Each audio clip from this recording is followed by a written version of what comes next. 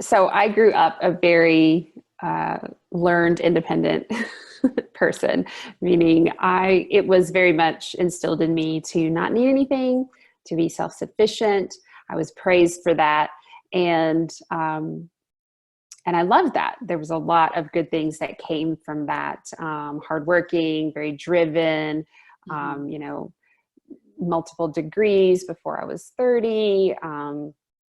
Lots of different things that supported that instinct and that thing that was ingrained in me supported.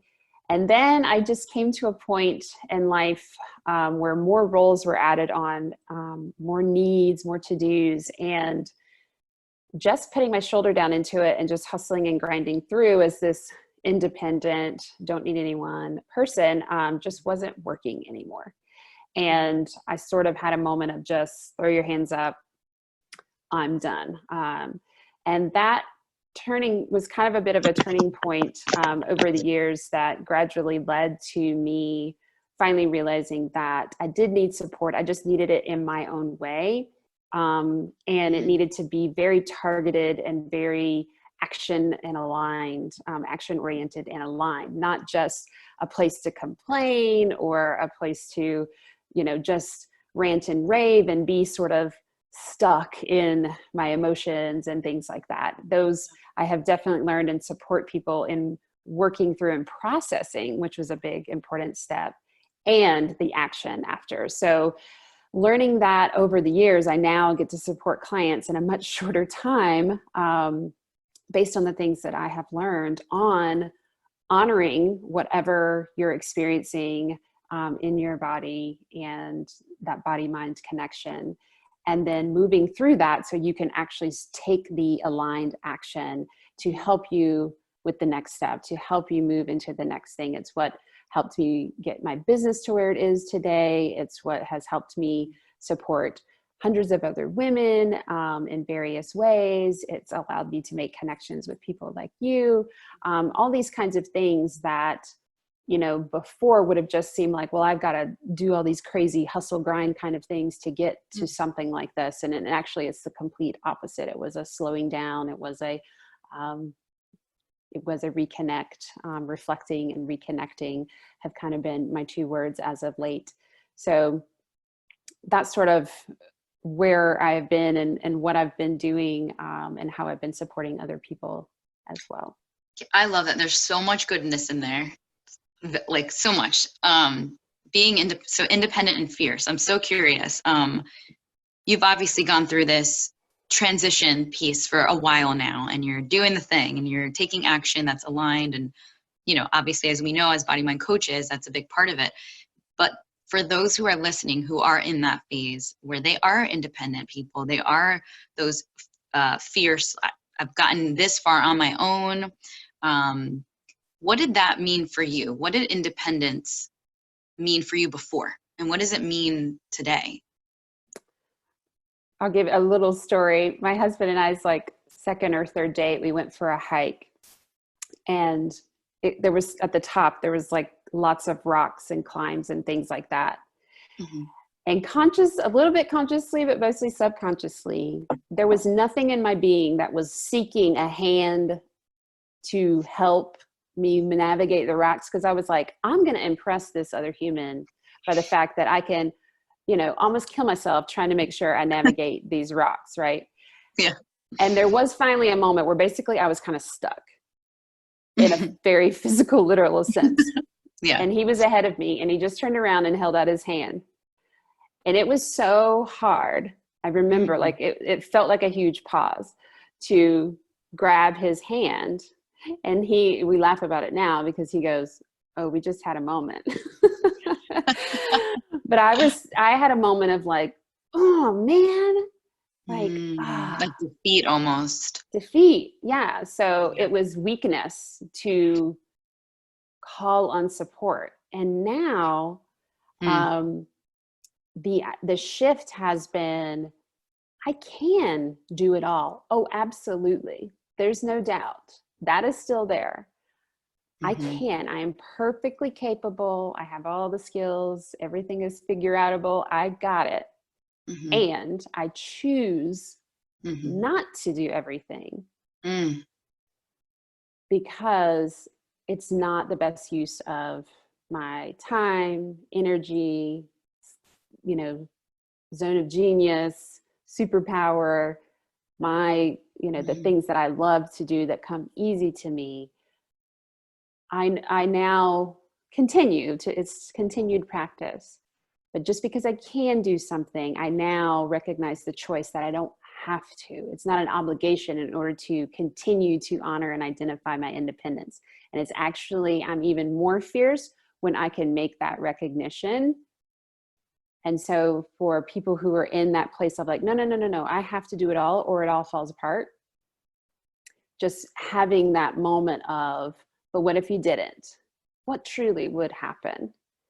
And being walked through and supported in tools and steps that can help you start to take action in the direction of your passions and what truly lights you up versus these things that you feel like you have to do.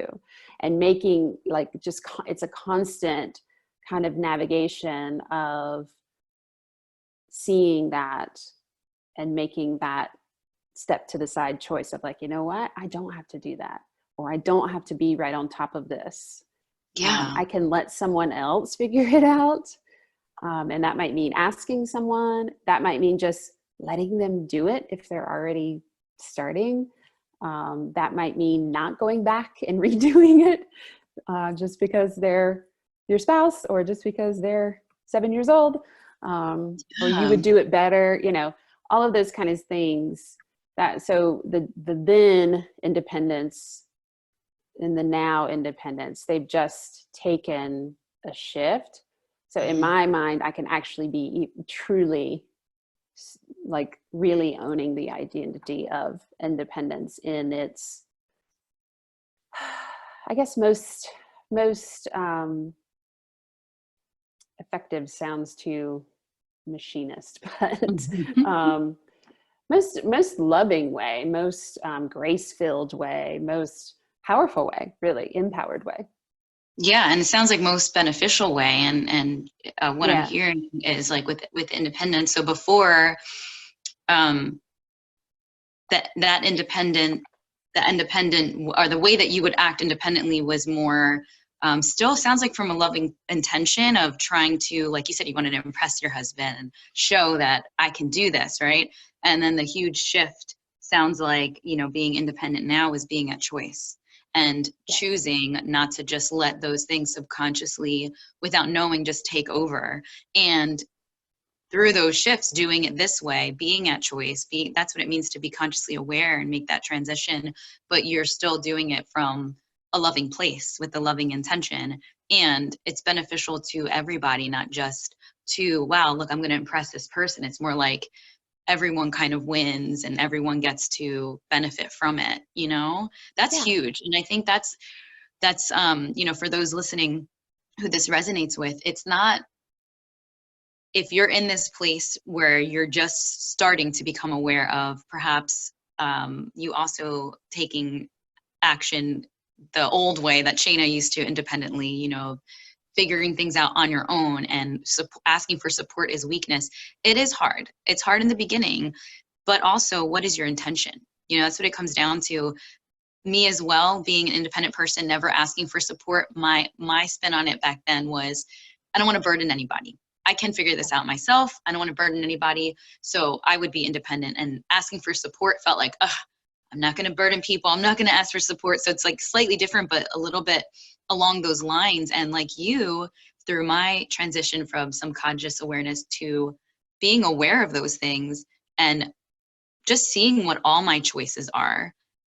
Support is the one thing that I'm addicted to now. I'm like, all right, how can I get support with this new thing that I want to do? Because I've realized that asking for that support and receiving the support, this is where you can be, I guess, more in control, if you will, like knowing exactly what kind of support you want and asking for that, and then being able to take specific action. To your point of how you help people, you call in people who know that they want to make these shifts and they want to thrive in this world, but also reframe that independent definition, but not just to vent and complain, but to take action that aligns with where they're going in life. So as a body mind coach, and you can speak to this more specific if you want to, like, kind of build upon it, how do you help, or with the people that you have helped, what do you notice seems to be like a common theme with either core values or goals that people are trying to achieve, that you seem to be really good at helping them achieve those goals? Does anything come up for you with that? Yeah, I think the first thing is, the first step is awareness. So it really is, we reflect in order to reconnect. We all think, and we're like, yeah, I know the things I like in life, right? And then it's like, but do you really know the things that you value? Core beliefs, things that when you are taking action and holding boundaries around that thing, like if it's family, then the actions that are coming are those things actually supporting that value of family? Or do you is it just I believe in my family. That's important to me. I want to be there for my family. I want to take care of my family. I want to provide for my family, whatever the phrase or belief is. But yet, we're always staying late for work, or we're never doing things for our health that allows us to continue to be able to be with our family for as long as possible, right? Like those sinks, maybe is the word, awareness of sinks and where the misalignment is. Because it's almost like when we don't have the body mind connected, then the mind is doing its own thing and the body is doing its own thing, and they constantly, Yes. two ships passing in the night, they just miss each other, and they may be near each other, right? So that awareness is huge, and I like the word sink. I'm glad that bubbled up right now, but it is a syncing up, like, oh, this is, and so just that helping support people make those little sinks. So you're really struggling to have time with your family, and you can't stand your job right now that makes you stay until whatever, or you're working from home and it's requiring even more time, right? And you've got your kids, especially right in this moment, they're doing school, or your spouse is also trying to work. Oh, and everybody, you're all in the house, like, oh, these things are not hooking up together.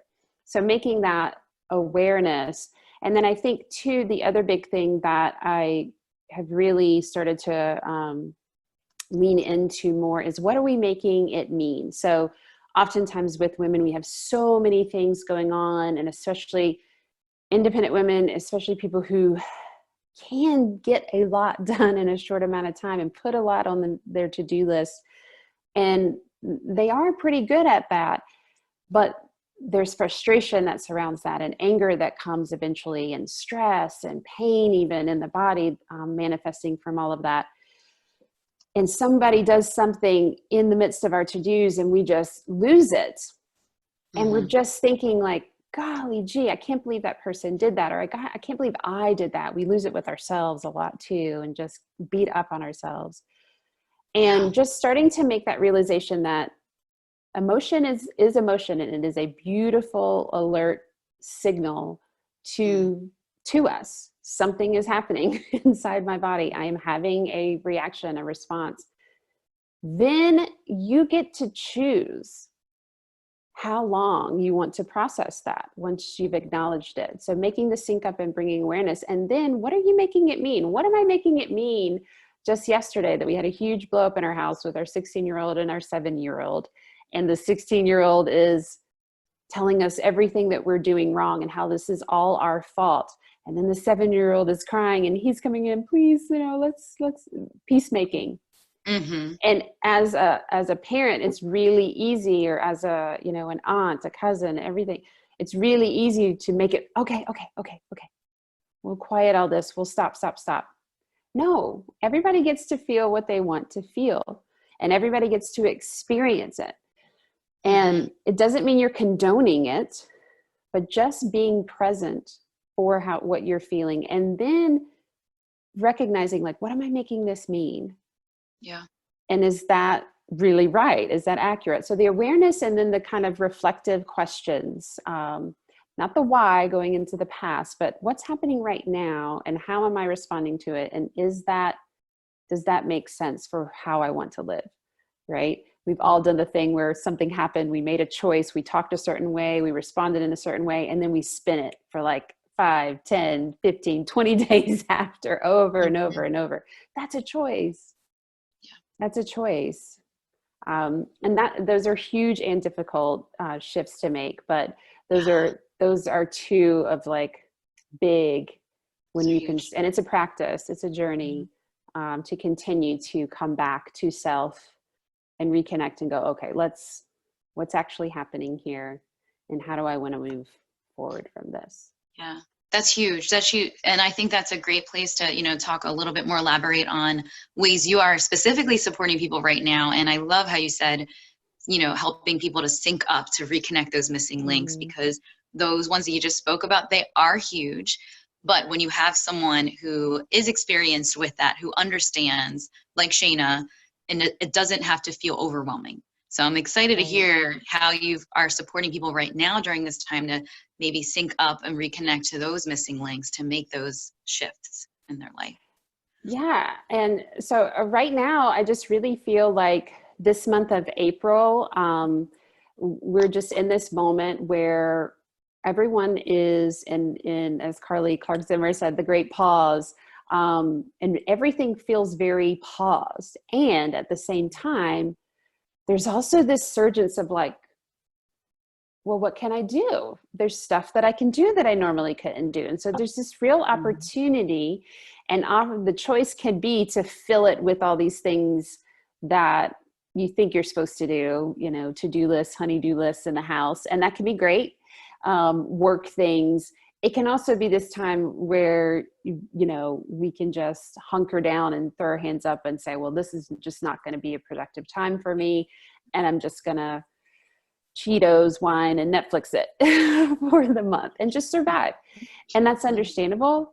And there's a real opportunity at the same time, because we kind of have this great opportunity to really look in the mirror, to really fill up our self-care cup. And I don't mean like doing luxury spa treatments right now. I just mean just taking a pause in the morning and sipping your coffee for 5 minutes all by yourself in your own. There's a space, there's somewhere that you can be right now. For one client, her living situation, it's very small and she has 2 kids in the house with her. So she steps outside.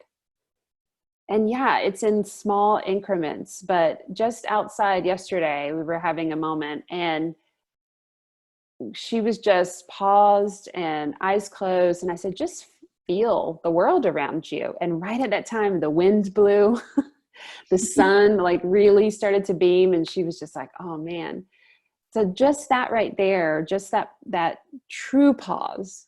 So yes, we have the world around us pause, those things that maybe have been distracting us from ourselves. Those aren't there right now. And so you really have an opportunity, and I'm supporting people in what do you want to work on right now? What do you want to get some clarity on right now? What's the opportunity right now? Because you kind of get to create your day. Like, when have we ever really felt like it? I would say that you do have choice whether you feel like it or not, but truly right now, everything around you is pausing and is not available to you. And so you have and you have this big opportunity. So just that pausing and just noticing yourself has been a really fun and exciting thing that I've been helping people. And so we're doing this kind of through the month of April through this little Let's Thrive program that I'm doing. There's group and then there's one-on-one. And yeah, we're just seizing the opportunity because we see the choice. We could come out of this like ridiculously better than we went into it. Or we could just survive it and just say, this is going to be tough. And I even heard the other day, like, I don't know if we're going to survive it. Like, I mean, when you're in a big household of a bunch of people and Yeah. So Yeah. those are just a Good. few things that Mhm. have kind of come up, and yeah, just seizing the moment. Yeah. And I feel like you're touching on such huge things and making it sound so eloquent, but it's true. And to your, your point of independence and everything, like this just feels like such a great opportunity to use that independent thinking to be at choice right now. And, Mm. as we're taking things in, because I'm sure everyone listening, for the most part, um, whether you're used to being on social media or not, I speak for myself because I'm not usually typically on as much, but I find myself being on there more.